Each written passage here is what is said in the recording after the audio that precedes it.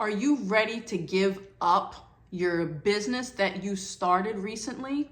You may have thought, I have a lot of knowledge, I have a lot of expertise, I have the contacts, so I'm going to start this business. And you started it, but it's actually not yielding you the results that you were hoping it would and that you thought it would. May I submit to you that you may be missing this one thing that you need in order for your business to succeed. Stay tuned. Hi, I'm Moragne-Morris. Welcome to my channel. And in today's video, I'm going to be talking about the one thing you may be missing that's going to make your business successful. Are you ready for it? That one thing is grit. The refusal to quit. The only thing that could be separating you from your success is your willingness to throw in the towel. Now listen, I know it's hard running a business. I know even more it's hard making ends meet when you're new starting a business. But the difference between me when I first started my business and my business now is that I refused to quit.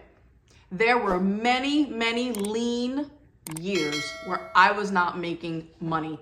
And I was a single person and I didn't even have a family to take care of. But I stuck with it. I refused to quit because I knew that entrepreneurship was for me. I also knew I had heard from God to start this cleaning business, even though nothing made sense because nothing was working out the way that I thought. I was told that this would be a family business and none of my family wanted to be a part of it.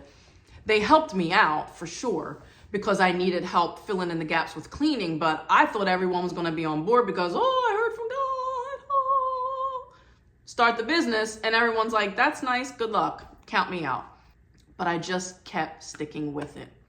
Now, if you're in this position where you actually have a family to support, I am not saying only do this business and just wait and go broke and get kicked out of your home and don't eat. What I'm saying is don't quit the business. That may look like you going to get a full-time job and doing this on the side, nights and weekends.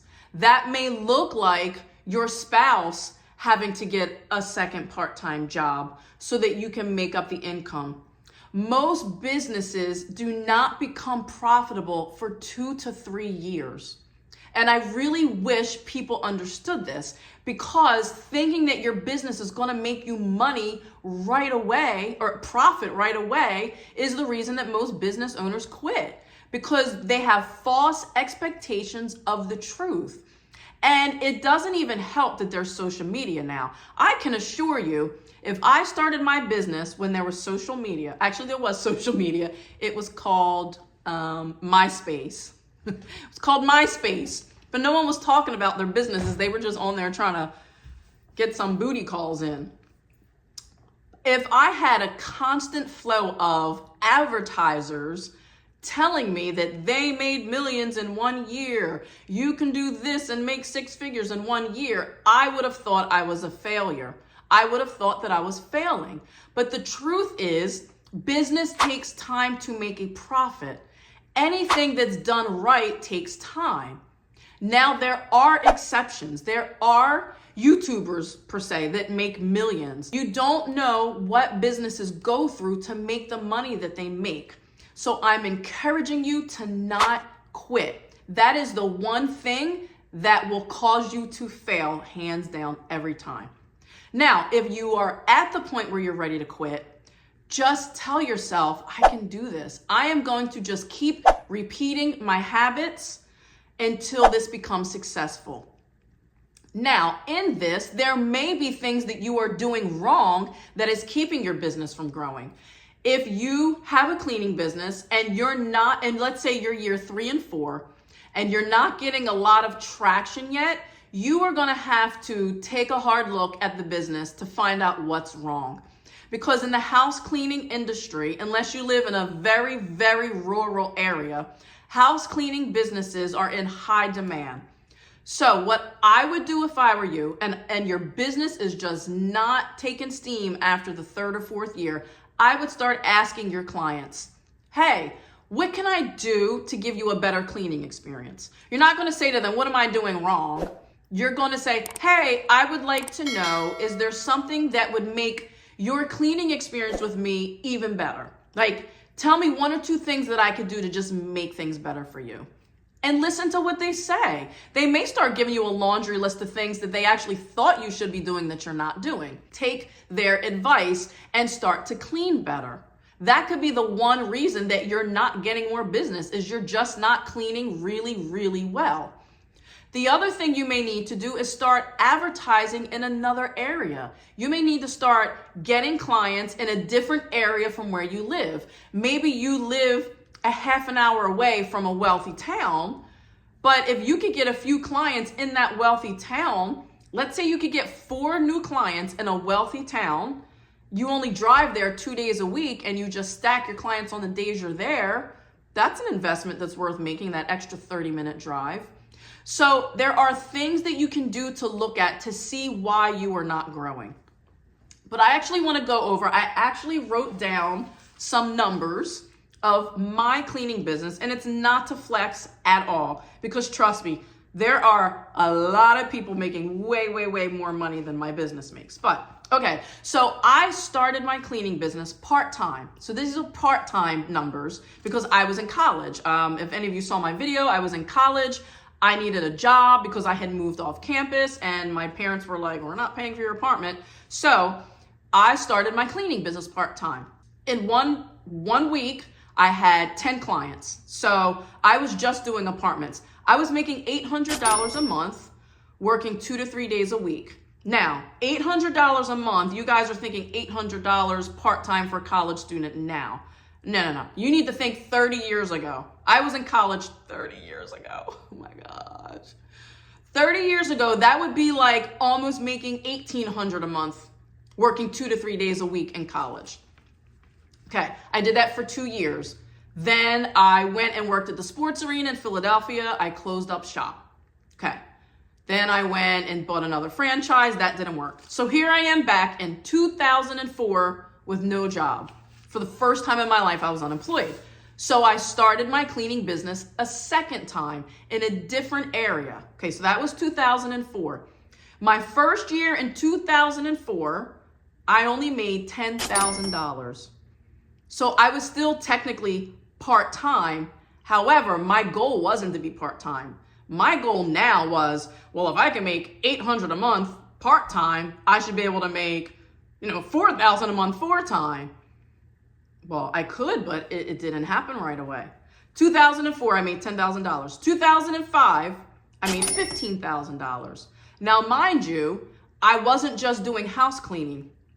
People started hiring me. There was a Jewish community in my area, and they were having shivas. So when someone passed away, I hope I'm using the right word. Please forgive me, community, if I'm getting it wrong. But when someone passes away, they have everyone come back to their home, and they do a big spread, and it's for like 1 or 2 days. So they would hire me to come and just make sure the food was replenished. I was cleaning up. I was taking dishes from people. Actually, I loved doing that. I actually started loving doing that more than house cleaning. But so I added that small part to my business, and that is where the $15,000 came in. Okay, 2006, I actually got a construction cleanup account with Ryan Homes. So my income doubled. I was bringing in $30,000 a year. Now with construction cleanup jobs, you're not doing them every week.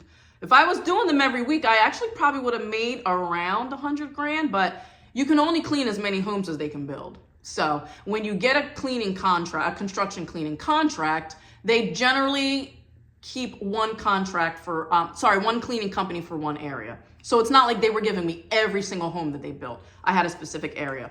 Okay. The year after that, 2007, I made $45,000. I was starting to get like one office like every other week. They were small little offices. Okay, 2007 is when I decided to just branch out in faith and buy a condo. I was tired of, I lived back at home for the first time ever. I wanted to buy a condo and I needed a bigger car. So I bought a home and I bought a condo. My income jumped to $60,000. So the same month that I decided to move out, I actually got a commercial contract. So I was doing a bunch of homes. I had a few offices every other week. And then I got my first steady commercial contract, which was commercial means office. And that is when my business started snowballing. So by year 9 and 10, I was making around $150,000. Now, mind you, I wasn't profiting $150,000. I still had to pay workers' comp, had to pay liability insurance. I had to pay my employees, and I had to pay their taxes on their payroll. But my business was bringing in $150,000, and I was working a lot alongside to keep my costs down so that I can make more money. Around the 9th and 10th year, my business it plateaued. I couldn't get, I was doing like 150 one year, then I do like 160 and then 165. I was always trending upwards is what I'm telling you, always trending upwards, but I never was making, the money that I wanted. Then I got married, had a kid, had a baby, my oldest, love him so much. And that forced me to scale back on my business. I'm sure some of you have seen that video where I talk about how my business actually started to grow when I started working in it less. So it was around that time, around year 10 to 12, that I was like, oh my goodness, I can make more money and I can work less. Oh my goodness, this is like a freaking no-brainer. So then when I had that business model in place, that's when I started to grow. So now I'm in year 20. I've been in business for 20 years, and now my next benchmark is $500,000. I will say that if I did not have children, and I don't mean I didn't want them, because I did. I wanted to be a stay-at-home mom / business owner. But if I was still single, my business would be I would be easily making $2 to $3 million. I would be out here with these men fighting for these large contracts. But that's not the life that I want right now while my children are in school. I'm trying to keep it manageable. So $500,000 is the next goal that I have. But I also want to give you some statistics in businesses.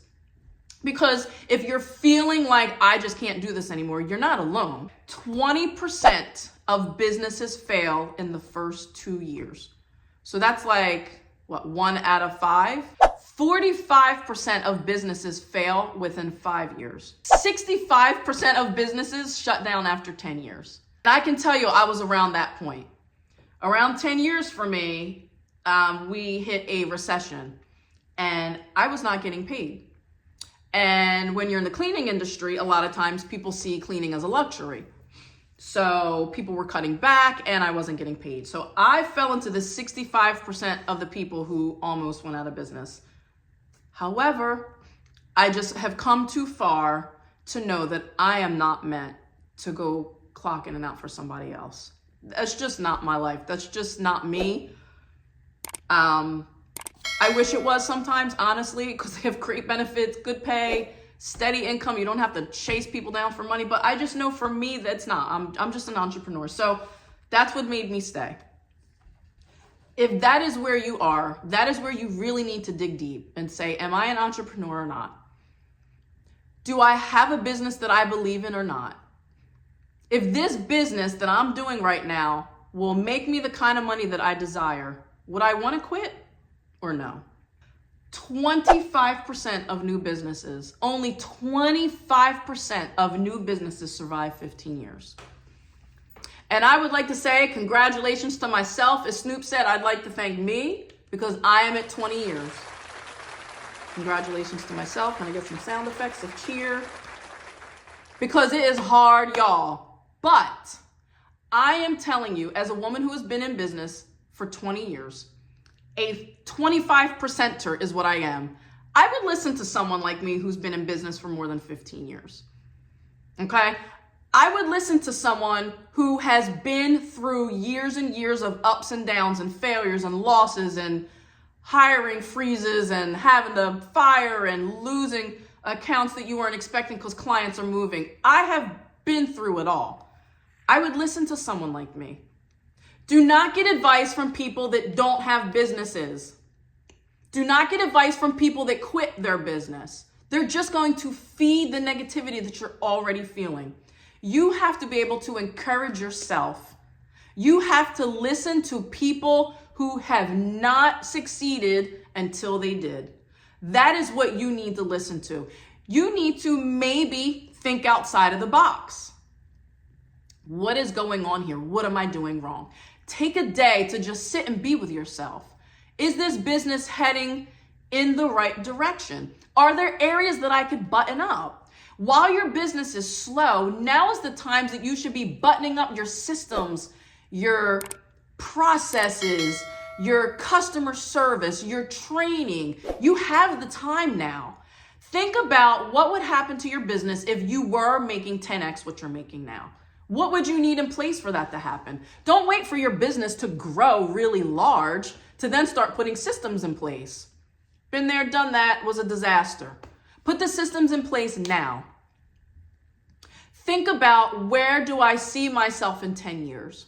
Write a vision for yourself and stick to that vision and don't deviate from it. Maybe you will need to take on some work that you thought you wouldn't take on. Maybe you're like, wow, I just never, let's say you have a web design business and you really are going after corporate clients, but you just keep getting local people asking you. Don't shut the door on them. Yeah, your goal is large companies, but you refine yourself through these small little people that are coming to you. Not all business is bad business. A lot of business will teach you how to make yourself better. Use this time as training to make your business better.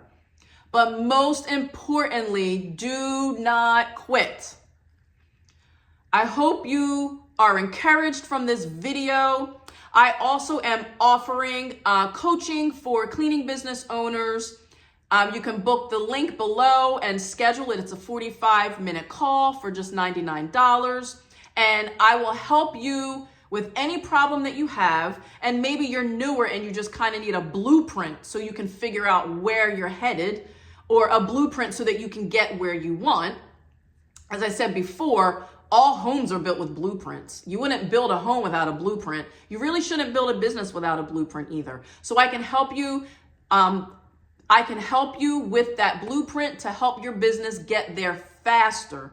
You won't always get where you need to be overnight. 9 times out of 10, you won't. And if you do, you'll probably lose it all anyway. But having a blueprint from a coach like me will help you get there faster. And we're all looking for faster. We're not looking for shortcuts. We're looking for faster. So a coaching call with me will get you there faster, but it's not a shortcut to get you there too quickly.